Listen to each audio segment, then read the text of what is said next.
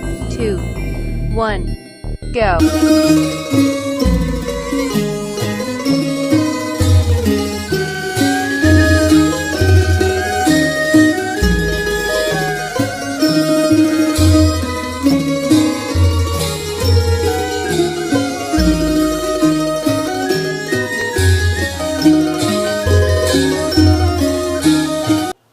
สมราการแก่ข้าว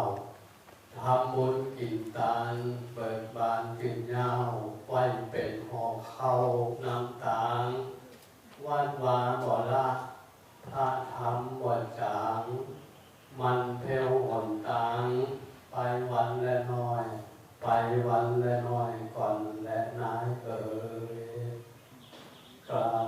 คารวะพระเดชพระคุณหลวงพ่อท่านเจ้าคุณพระจิตรารัตนาภรณ์และเจ้าคณะจังหวัดลำปางท่านรองเจ้าคณะอำเภอและก็พระมหาเถรานุเถระผู้คุณทุกท่านขอเจริญสุขกับสถานสาธุชนสถานพ่อแม่ออกทั้งหลายท่านผู้มีเกียรติทุกท่านที่ได้มีโอกาสทางก้าวเข้ามาสู่อารมณ์สถานตรงนี้โดยจิตเป็นเอกฉันท์ว่าเขาจะได้ทำบุญทักษิณาอุปทานและบรรดาผลอันนี้ไปคือตามจิตตามดวงวิญญาณของท่านพระครูมงคลคุณอาดาอดีตท่านเจ้าวัดศรีล้อมได้ถึงแก่มรณภาพไปก็เป็นที่ห่วงอะไรของลูกศิษย์ลูกหาศรัทธาสาธุชนพ่อแม่เขาทั้งหลายก็เดินก็ขอปราบประเภทหน่อยในฐานะที่ตนเองก็เป็นศิษย์เก่าวัดศรีล้อมอยู่ในขณะนั้นก็ได้มาพักพิงอาศัยฝึกพิงไปบุญกับวัดศรีล้อมนี้รู้ไหมจ๊ะสักปีนะมาศึกษาบาลีก็ได้ไปนิดๆหน่อยๆนะตอนนั้นก็ท่านพระมหารับประดนสุวรรณเมธีก็เคยอยู่ร่วมกันแต่เปิดไปไกลธรรมาว่าได้ป่าไปตามบุญวาสนาก็ได้นิดๆหน่อยๆนะก็อย่างได้ก็ตามในความที่นี่ก็ได้มีโอกาสได้รับการนิมนต์จากท่านเจ้าคณะตำบลเพียงเหนือที่จะได้ดูแลตรงนี้พระครูวิมลปริยัติก่อนก็ได้นิมนต์มาตั้งเลขาเป็นนิมนต์มาก็ได้มีโอกาสแล้ววันนี้ก็ได้โอกาสคารวะต่อหลวงพ่อและเจ้าคณะจังหวัดได้มาเป็นประธานในโอกาสนี้รู้สึกตื่นเต้นอยู่นะจะได้ก็ขอกราบพระภัยต่อพระคุณเจ้าในพระคุณหลวงพ่อพระมหาเถระทุกรูปแต่ละรูปแต่ละองค์ก็มีความชัดเจนในการปลูกวัฒนอย่างทั้งหลายต่างๆการเทศนามาก็วันนี้ก็จะเอาทำแบบจะเป็นแบบเพื่อนบางดูเพื่อนแต่ว่าก็จะปฏิตามพุทธภาษิตที่ได้ยกมาในเบื้องต้นตอนแรกของก้าวาจาเทศเมืองเหมือนกันจะสวดศีลนะเหมือนกันก็คิดว่าวันนั้นก็ได้มาเป็นที่หลวงพ่อครูบาเจ้าเกษตรเป็นมะโกมาทำพื้นเมืองสถานล้านนาของเขาเนี่ยมาแจกก็คงจะได้ยินได้ฟังกันไปอีกอย่างกับช่วงนี้อาการมันก็มาแบบปกติขึ้นดีขึ้นไล่ลงนะก็พิดว่าพิดหนังป้องกับมาจ้างไว้ก็เลยว่าวันนั้นไปปลูกป่าที่ป่าชาไปเที่ยวแล้วก็พอซื้อนี่ก็เลยไปรดน้ำไปคล้องใส่เกลือเขาต่าวลงน้ำมือกันเป็นไม่น้อยเลยจะพาไป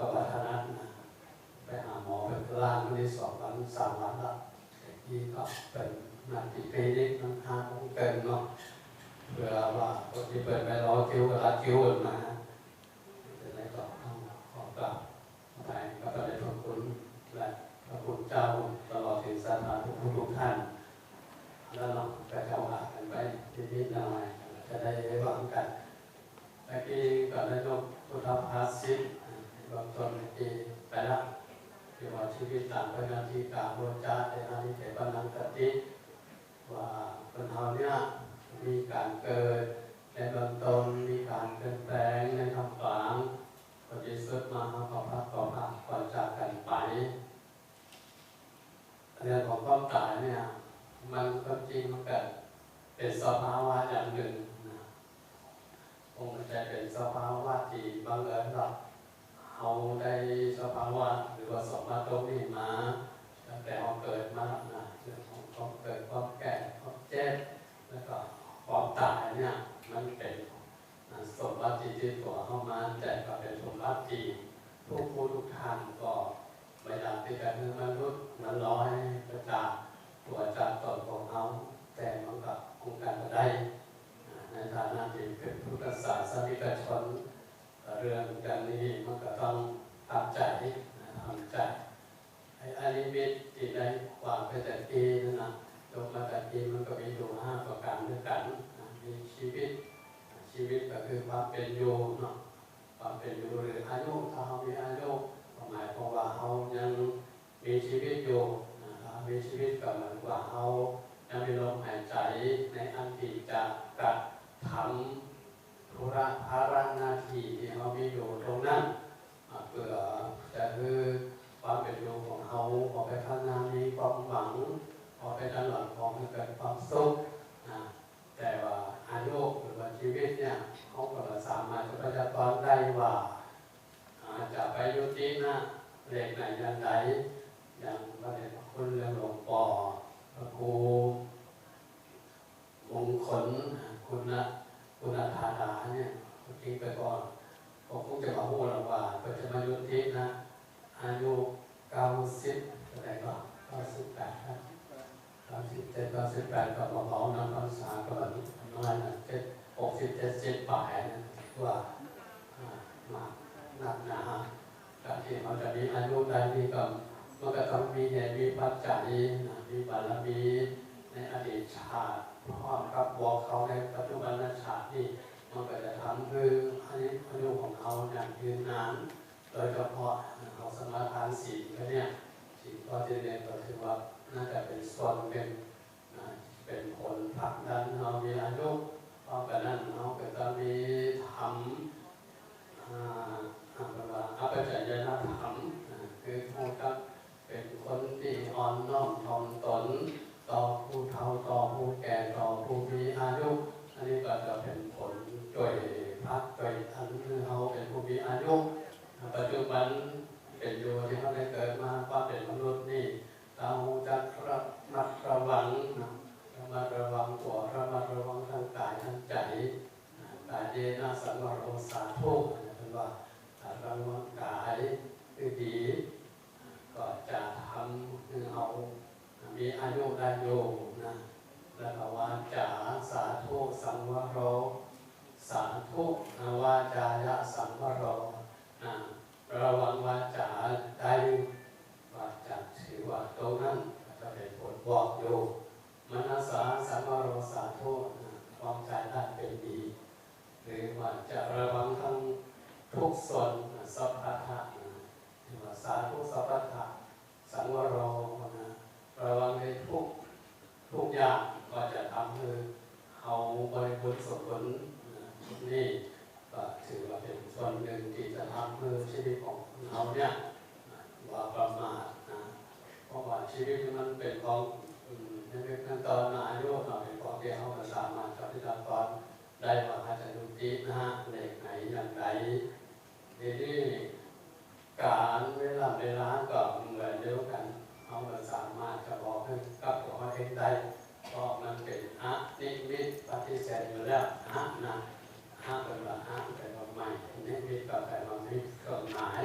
มันมีเครื่องหมายบ่งบอกว่าเขาจาก ไปแบบใดเวลาไหนวันไหนอาทิตย์จันทร์การพุธพฤหัสศุกร์เสาร์เวลาตามที่เขาก็สามารถตรงนั้นได้อันนี้เราก็เวลาเราสามารถจะบอกในตัวเองได้ที่นี่ก็เรื่องของโรคาพยาธินะก็เป็นจริงอยู่แล้วเขาอยู่อย่างที่เขาก็บอกนั้นเราสามารถจะบอกต่อเองได้ที่แม่บอกว่าจะมีสุขภาพเราไม่แข็งแรงดูกระชับกระเฉงตัวนี้มีแววว่าจะตรงนั้นตรงนี้แต่เรื่องของการจะสูญสิ้นหรือว่าแค่อะไรนั้นก็สามารถจะเป็นได้ทุกเมื่อเราหาเนี่ยวันนั้นไปป่าจ้าเนี่ยประเทศเราจะไปคลองน้ำเกลือเขาล้มน้ำมือจะไปตากใส่ไอ้ต่อมันเรียงตัวให้น้องต่างเขาไปเรียนโซ่คือเหมือนกันเลยมา2-3 วันที่ต้องไปหาหมอมาตรวจร่างคือเนี่ยถ้าเกิดว่าเขาเป็นลมดังรุนแรงก็ไปผ่าใส่อย่างตรงนั้นก็มีสิทธิ์จะมรณภาพได้ง่ายๆจริงๆอาตมาก็อายุนักโยมเหมือนกันนะตอนนี้ก็จะเต็มได้รับวันที่19ขอนั่นนะทันว่าเนี่ยจะเต็ม78ขึ้นไปกับนาวปีโต๊ะอยู่เหมือนกันแต่ก็มองว่านั้นปล่อยมันไปตามเรื่องตามราวแต่เราคงจะระมัดระวังประคับประคองชีวิตของเราทั้งกายและวาจาตลอดถึงเรื่องของจิตของใจตรงนั้นเอาไว้เพราะว่าชีวิตนั้นเป็นของน้อยพระพุทธเจ้าเป็นพระมาเอาไว้นะชีวิตต้นดังงานอะไรอยากน้ำข้างอย่างหน้าหนาวเนี่ยเอามีฝนกันหรือว่ามีสนามหญ้าเอาไปเดินเราก็จะหันว่าอยากน้ำข้างมันติดมันเกาะอยู่ตรงนั้นปลายมันสักหน่อยถูกอาทิตย์อาทิตย์หลอดแสงแห่งพระอาทิตย์สาดส่องมันก็จะหายไปในช่องท่านบนก็เหมือนกันนะชีวิตของเขามีการเกิดในเบื้องต้นมีการเกิดเรื่องนี้เรื่องของเกิดแก่เจ็บตายมันก็ตามมารุ่นหลังนะรุ่นหลังปฏิบัตินี่ทีนี้ก็อุปมาอย่างกับอันต่อมน้ำที่มันถูกแสงพระอาทิตย์การเนี่ยมันแผดเผามันก็จะเสียหายคือไปในบรรยากาศที่เป็นโพรงกั้นแห่งความเย็นตรงนั้นมันก็เป็นความเป็นตกลงมาถูกอันใบหินถูกวัตถุอะไรอย่างมันกระจายไปโดยช่องทางก่อนก็เหมือนนั่นกับชีวิตของคนเราก็รุนแรงนั่นเหมือนกันนะแต่สลายก็ได้โดยง่ายเหมือนกันถ้าหากว่าเอาระมัดระวังก็ดีจะทำคือหันทำคือเขาเนี่ยเกิดความประมาทในตรงนั้นแล้วกันเปรียบเสมือนกับอันหอยกับทุกอย่างกับเอาไม้กับเอามีดไปเนาะเอาฟันลงไปใ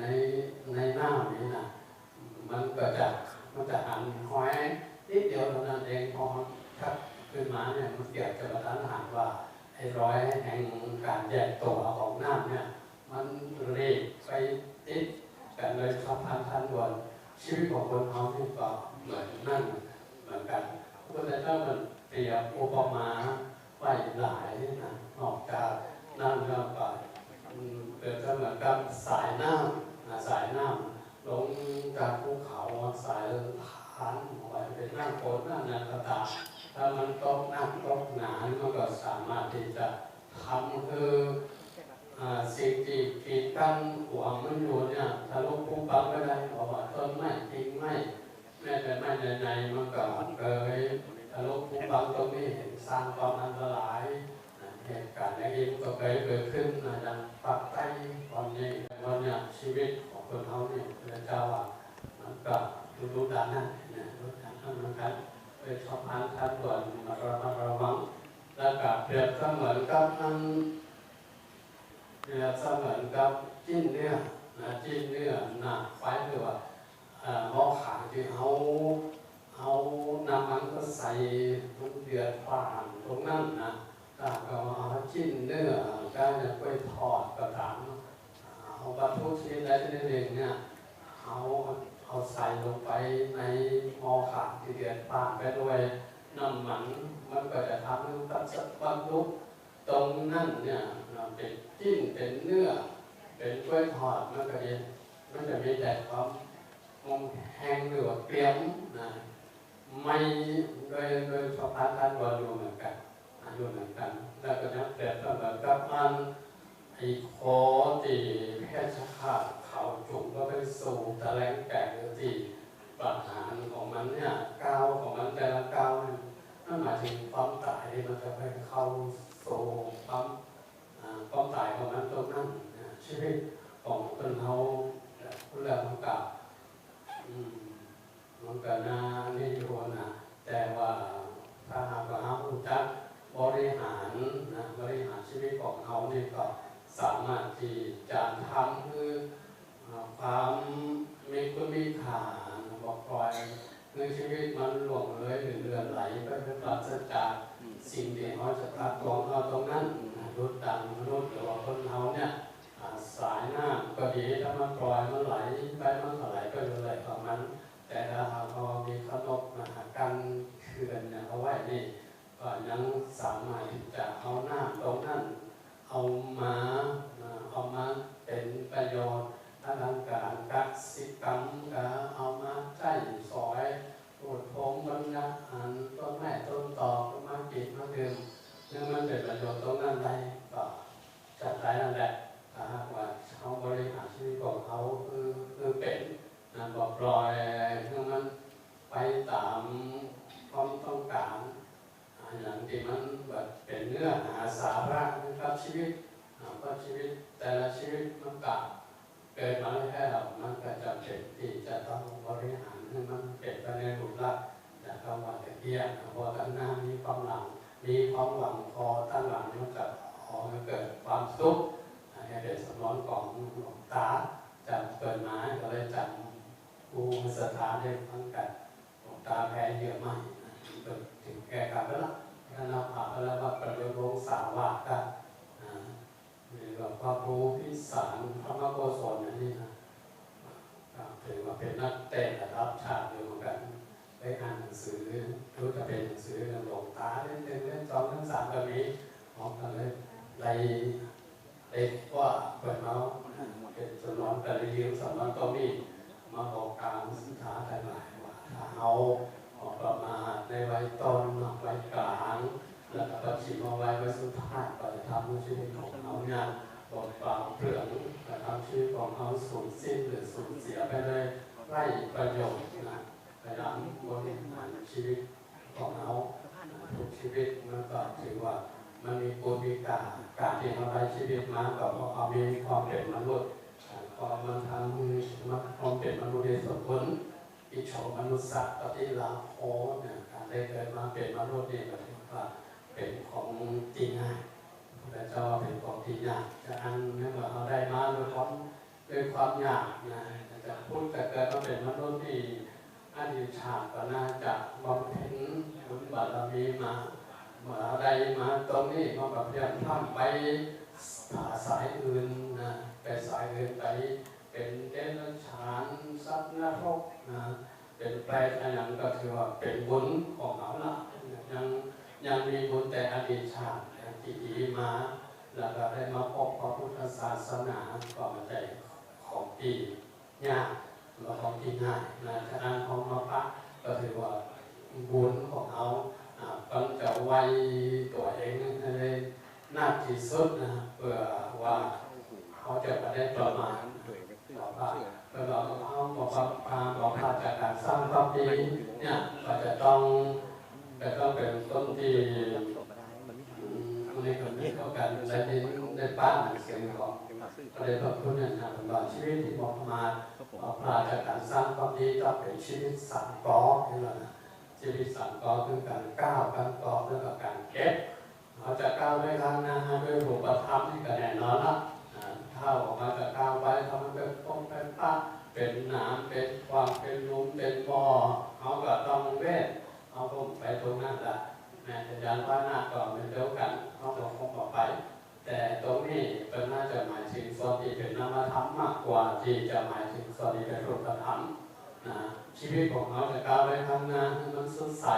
มีอนาคตที่ดีที่จะก่อให้เกิดความเจริญก้าวหน้าที่สดช่วงสว่างเนี่ยเราจะต้องก้าวไปอย่างระมัดระวังเพื่อจะก่อให้เกิดความสำเร็จในชีวิตในความเป็นอยู่และที่อนาคตที่สดใสต่อไปก็ก้าวตรงนั้นได้ก้าวที่หนึ่งเป็นออกไปนั้นทีนี้ก็เราก็ต้องหาจิตก็เกิดความเป็นมันเกิดความมั่นคงเขาในฐานะที่เป็นพุทธศาสนิกชนเนี่ยธรรมะในพระพุทธศาสนาขององค์เดชพระสัมมาสัมพุทธเจ้านี่เป็นที่ก้องอย่างดีนะเกิดที่จะก่อให้เกิดความแบบเพียรพร่ำต่อไปสู่ในทางที่จะก่อให้เกิดเป็นลูกตาลบดีคือกับต่อกับตนเป็นภาพโลกพระพุทธเจ้าเนี่ยก็ต้องไฟต้องหาต้องซ่อหาจิตก็เพื่อความมั่นคงถาวรคือกับชีวิตของเราในเมื่อมีจิตก็เราสร้างหาจิตเก็บอะไรอย่างเราสร้างหลักยอมก็ดีมันสงเจ้าห้องก็ดีก็เอากันเป็นรูปธรรมก็อย่างทรัพย์สินเงินทองของเรานี่มันเป็นของที่จะช่วยประทังชีวิตต่อความเป็นอยู่เกิดความสะดวกอย่างเขาก็ต้องจะเก็บอย่างตรงนั้นส่วนไหนถึงส่วนไหนอย่างไรคือกับตนเองที่นี่ที่หมายเป็นส่วนนามธรรมนี่ก็น่าจะหมายถึงเก็บในส่วนที่เป็นคุณความดีทำลายความดีรักษาความดีความดีหาได้จากไหนมันเกิดจากศาสนาอย่างนั้นเป็นพุทธศาสนาเขาก็เอา